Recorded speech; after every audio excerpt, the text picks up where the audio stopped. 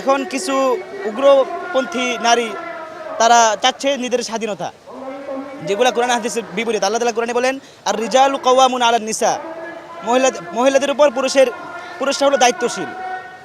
নারীর সংস্কার বলতে কিছু নেই। নারীর সংস্কার মানে কি? নারীদেরকে কেটে মেটে সংস্কার করে দিবে? না, এমন না। নারীর সংস্কার যতটুকু করা দরকার আল্লাহ তাআলা কোরআনে করে দিয়েছে। নারীদেরকে উর্দুতে বলা হয় আওরাত। আওরাত অর্থই হলো ডেকে রাখা, যা ডেকে রাখা হয়। অকরনা ফি বুয়ুতিকুন্না ওয়ালা তাবাররুজনা তাবাররুজাল জাহিলিয়াতিল উলা। আল্লাহ কোরআনে বলছে নারীরা নিজেদেরকে ঘরের ভিতর আবদ্ধ রাখবে। তো নারীদেরকে ইসলাম সর্বপ্রকারের হেফাজতের দায়িত্ব ইসলাম নিয়েছে।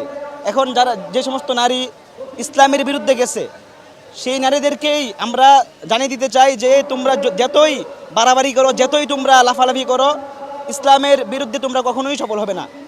এই দাবি নিয়ে আমরা আজকে এখানে এসেছি যে নারী সংস্কার কমিশন বলতে কোনো সংস্কার নাই, যা সংস্কার আছে আল্লাহ তাআলা কোরআনে বলে দিয়েছে। আর এই দাবিটাই আমরা আজকে এখান থেকে আমরা জানান দিব।